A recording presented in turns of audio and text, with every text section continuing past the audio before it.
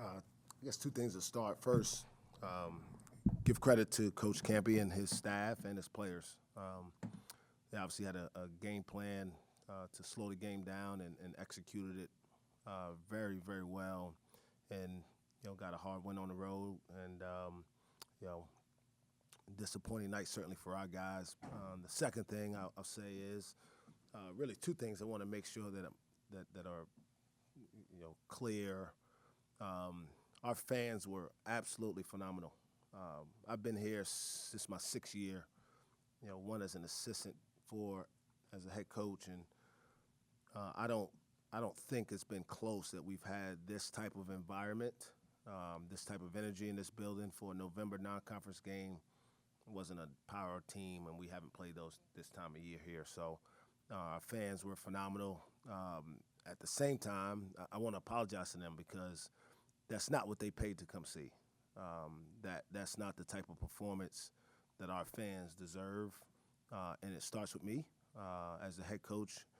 And we'll get it fixed, but that's unacceptable in terms of the way we performed. Again, nothing taken away from Oakland. They got a veteran group and a great coach, but I've got to be better, and my team's got to be better for our fans because they deserve better here at home. I said the aura was off from the shoot around and on. Did you notice that? I did. What was it? It's a great question. Yeah. I don't know. I mean, but it's to Phil. Obviously, he's been around long enough. I've been doing this a long time, and you could sense it in shoot around. And I don't, can maybe score watching or feeling too good about Tuesday. I don't know. There's a number of things it could be, but none of it matters. At the end of the day, we have a job to do when we step out on that court and put these uniforms on, and that's to perform with the best effort that we're capable of, and to do everything we can to preserve the legacy and tradition of Oklahoma State basketball, and we failed in that regard tonight. What made their zone so difficult for you guys? I mean, they're good at it. I mean, that's what they do. It's not something we see. We don't practice against that type of zone. We have our own. It's much different than theirs. But they kind of put you on your heels. Their zone had nothing to do with us going 6 for 12 from the free throw line, and didn't have much to do with them out rebounding us. So, again, it was a good zone, but there are a lot of things that we need to control better. He took hold of the game a bit in the second half. Maybe even recognized that it was his job to step up. What did you see from him? Yeah, he played like a senior. He is a guy who laid it on the line tonight and tried to empty the tank and will us there. In a game where we were obviously just milling around for a lot of the game. He did his best to carry us on both ends because he was sensational on the defensive end as well. But you can't cheat this game. You can't. Very few people, and I've not been around any that can just turn it on. And I think we tried that tonight, and that won't happen again. You guys were able to get out and run there at the start of the second half. What did they kind of do to kind of stop that? It seemed like you guys had a lot of momentum. They were able to kind of shut it down. They were able to set back up in the zone again. It was really about our defensive engagement again. I mean, that's who our team is until we figure out, a consistent mode of attack on the offensive end, and the zone can kind of disrupt that, so to speak. But when we were engaged defensively and causing some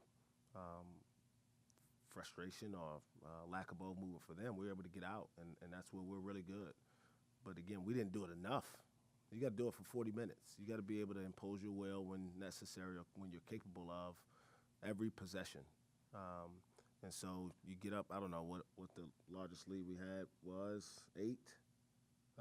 No, 5, no. Yeah, 5. Most we were up was 5. And just didn't make the next play. Whether it be a turnover or a missed assignment on the defensive end, we kept the door open enough that they never felt like it was getting away from them. As much as our crowd tried to help us get away from them. And, to their credit, they kept fighting. Such a force in the exhibition the other night. What did they kind of do to nullify him? I don't know. I have to go back and kind of look at the film on some of that to see. But obviously, the zone made the passing angles in there a little bit more difficult. But we certainly got to do a better job of getting him the ball because he's got to get more than 4 shots in a game like tonight's. And what do you tell Avery after a performance like tonight? I'll see him at practice tomorrow. Coach, were you happy with that final possession, the look you guys got? Yeah, I thought it was fair. We drove the ball in there. Ice made a good drive. He collapsed the defense, and he kicked it out to a guy who can shoot. And, that's the game sometimes, right? Make a miss, and you got the ball to a good shooter and didn't go in.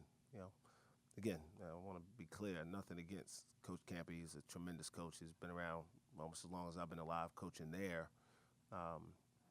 It should not have come down to us having to make a shot in the last possession of the game. Barry Sanders is front and center. I saw you went and talked with him at the end. What did you guys kind of share there? I just thanked him. He's my favorite all-time football player. As much as he, I was a Giants fan, and he ran through Carl Banks and Leonard Marshall and Lawrence Taylor plenty.